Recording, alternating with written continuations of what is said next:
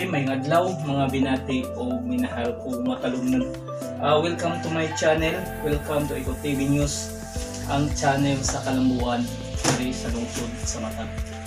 Sa mga negosyante nga ganahan magnegosyo diri sa lungsod sa Matalom, welcome mong tanan nga mo invest o business diri sa mong lungsod. Ang lungsod sa Matalom nanginahanglan og mga investor, nanginahanglan og mga negosyante. Ako mang hinaot nga daghang mo sanong, daghang mo put up o negosyo diri sa lungsod sa Matalom karong 2024. Nanginahanglan jud ang lungsod sa Matalom og mga investor, nanginahanglan og mga negosyante. Ako mang hinaot nga magtinabangay jud ang private sector o ang government sector nga naman.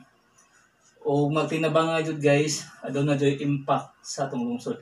Aduna joy mga pag-usbaw sa mga negosyo, sa ekonomiya, makuha sa trabaho nga kinahanglan jud ang pagtinabangay between sa government o sa private sector nga mga gobyerno o mga negosyante. Nanginahanglan jud ang panagiusaw niya. Kita matalom nun, magtinabangay ta para og alang sa kayuhan sa tanan og kalambuan diri sa lungsod sa Matalom. Kay unsa may impact di ayo magtinabangay kaning negosyante og ang mga gobyerno, government. Kay ang gobyerno mao'y mohimog mga infrastructure niya, ang private sector mao po na siya'y mukuan og mga investor mo invest og business. Kay sa usa ka lugar nanginahanglan jud og mga negosyante aron makatabang sa ekonomiya ba, murag na jay life cycle ba. Ako mang hinaot nga daghang mga negosyo or mo put up og invest og negosyo diri sa lungsod sa Matalom karong 2020. Ako nangayo po og naghangyo nga atong itry kung unsa kanindot magnegosyo diri sa lungsod sa Matalom. Ato gayong suportahan kanunay ang administrasyon headed by sa atong buotan ug maabtik nga Mayor Eric S. Pahulyo. Ato lang tabangan aron magpadayon ang kalambuan diri sa lungsod sa Matalom. Iko pipi tinuray nga mo serbisyo with a purpose alang sa kayuhan sa tanan ug kalambuan diri sa lungsod sa Matalom. Happy Thursday kanang tanan o God bless to all Matalomnon.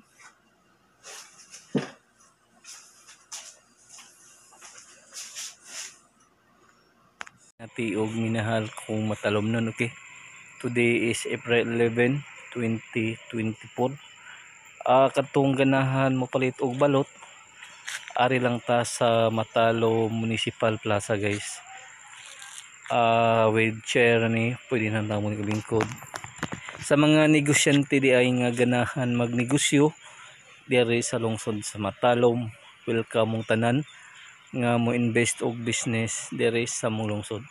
Ang lungsod sa Matalom nanginahanglan og mga negosyante, nanginahanglan og mga investor. Ako mang hinaot nga daghang mo try og magnegosyo diri sa lungsod sa Matalom. Atong suwayan sa pagnegosyo ug namoy daghang isda, welcome mo tanan diri. Namoy daghang mga utanon, welcome mo diri sa merkado diri sa lungsod sa Matalom. Ya katong ganahan maghimog mall charois. Pinumita guys nanginahanglan wa jud among merkado guys, medyo di jud kompleto sa nanginahanglan jud og mga investor nga dagko example maghimog supermarket ngina ba, maghimog mall, mga GNF nga welcome ang tanang dagko nga investor nga magnegosyo diri sa lungsod sa Matalom.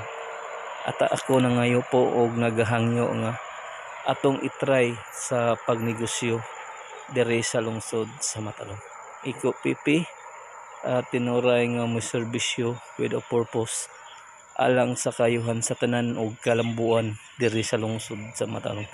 Ato gayong suportahan ang administrasyon headed by sa atong buutan og maabtik nga Mayor Eric S. Pahulyo aron magpadayon ang mga programa nga pagahimon para sa katawhan ug kalambuan diri sa lungsod.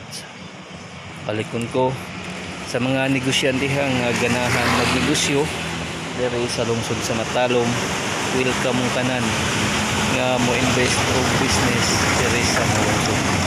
Ang lungsod sa Matalom nanginahanglan og mga investor, nanginahanglan og mga negosyante. Okay?